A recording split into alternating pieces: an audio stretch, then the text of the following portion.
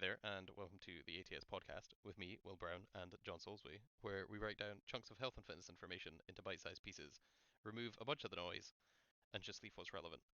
Following on from our marathon episode 51, which is the opposite to the end of spectrum to the one of our previous episodes where we were, I think it was episode 47 of Can You Actually Detox?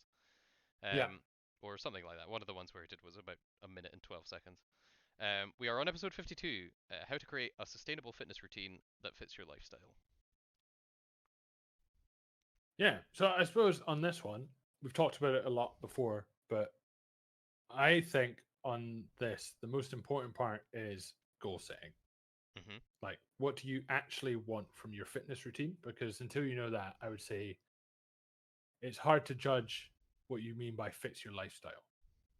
So if you just want to, like what we've talked about in the previous episode of like, you just want some health benefits from resistance training, you don't care about necessarily changing your body composition, you don't care about getting super strong so you can compete in powerlifting, you don't care about sport. It's just like, I want to be healthier. So you're like, okay, arguably you can just do 2 sessions a week for 45 minutes. I mean, even one would be great, but like, let's say two. Then that's a lot easier to fit into your lifestyle than I want to be the best powerlifter on the planet. Therefore, I need to train X, Y, and Z, and that's going to fit into your lifestyle very different. Yeah, I think if we're coming from the approach of somebody who currently doesn't exercise at all, we've talked about it before, but if you have hang-ups on actually going to a gym, whether that be public or independent, there are plenty of modes of exercise that you can do at home, out and about. Um, I think finding one kind of method or mode that you are like you will do essentially. Like you don't have to enjoy it immediately, but like it's tolerable and you can physically do it.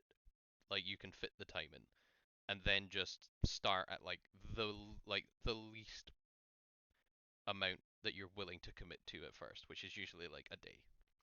Yeah, So for someone who is, if you are listening to this and you're like, I currently do no exercise, like I get up, fucking either shove food in my face or shove food in the kid's face, and then I sit in the car, go to work, or I work from home, and like my daily routine does not include any formal exercise at all. Like even if you have a dog, you walk the dog, you play with the kids. Um, Essentially going and finding number one, super easy thing to do, walk outside.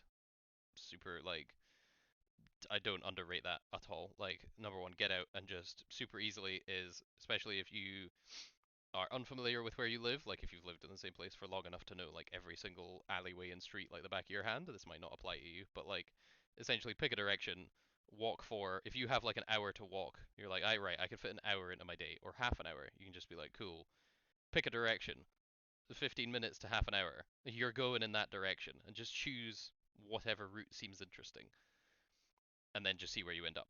And then at the end of your timer for 15 or 30 minutes, just turn 180 degrees and back you go.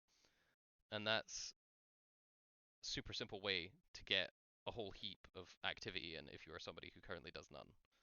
Um, Again, if yeah, you are adverse to going to a gym, I would throw in a period in either the early morning or the early evening where you are just like, I am going to do some body weight stuff in a different room to where I work. Like I'm gonna like get changed into gym clothes, like go through a routine, build a space, and just do some stuff. Whether it's like regressed push-ups, some sit-ups, some squats, some planks, like whatever.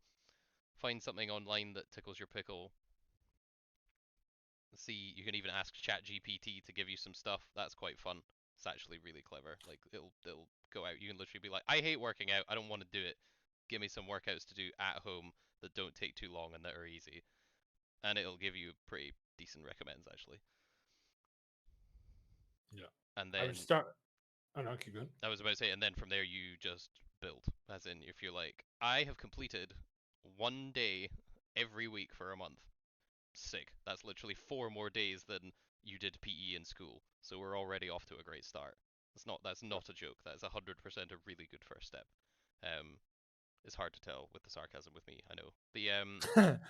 And then just go, okay, cool. Like this is going pretty well. Like I feel pretty keen on doing this. Let's see if I can add another day and maybe try something else. Yeah, I would say definitely from a point of view of someone who wants to dip their toe in, as it were. Don't try and change the world when you first start. Like the I think we've talked quite a lot about the power of just exercise on your overall health. Like, so you don't need to worry about your current diet. You don't need to worry about tons of stuff.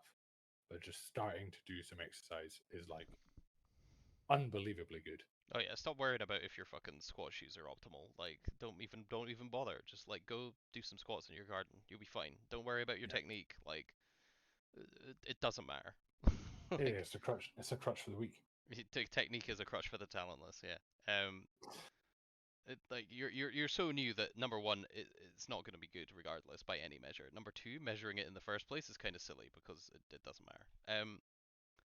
Yeah, just Yeah. go do something and start at like the lowest possible chance of success. Like, what is the least you can do to succeed, and then start there, and then add. I think like one thing that you kind of briefly mentioned there as well that's really worth pointing out is like don't worry about your technique, especially if you're just doing stuff at home. Oh yeah, who the Um, fuck's gonna call you up on it there's at home? there's that, and also I think it's like it's kind of been shown now that pretty much technique has there's no hard and fast rule that it has anything to do with injury. Yeah, the classic It's classic being the entirety of the manual handling industry oh essentially god, making yeah. no difference to workplace injuries. But like it has so far shown to have nothing to do with it. It's all about if you do too much or not, essentially. Yeah, like a very classic example that is potentially relatable to those of us from the UK is everyone is always told like, "Oh, lift with your legs, don't lift with your back." But then also, residents of the United Kingdom will know that in between the week of Christmas and New Year, World's Strongest Man is on the TV. Yeah. And if you ever watch those guys pick up weird-looking objects like giant stones or big anvils or bags of sand that are as big as a person and stuff, they're bigger than most people. To be fair, they've got to be up at like Yeah. fucking 300-400 pounds now. Those Yeah, guys pick those definitely. up from the floor with a massive amount of spinal bend.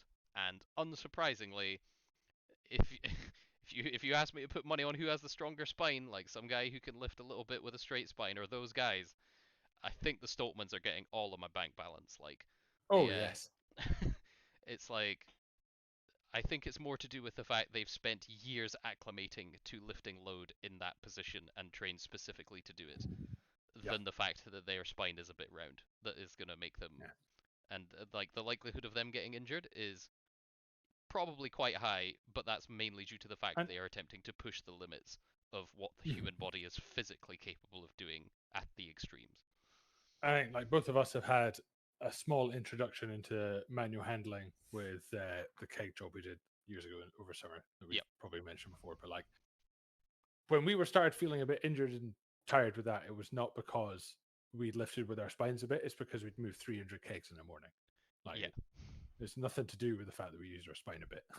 Yeah. Like Unsurprising. You could lift kegs with as good a form as you want, but if you're gonna lift 300 of them in a day, it's gonna be tiring. And if you're not yeah, used to it, you can get hurt, which is why everyone has like a little bit of a training period if they're new. And you just like, number one, we only picked people that lift weights anyway, so they're gonna be used to lifting stuff.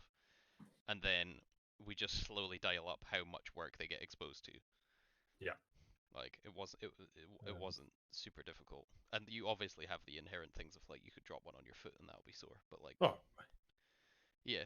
um, So for getting your fitness routine that's sustainable is just keep it like once you've established it, just keep it rolling by hook or by crook. Like there is no easy answer. There is no one weird trick to be like, how do I go to the gym when I don't want to? You just fucking go.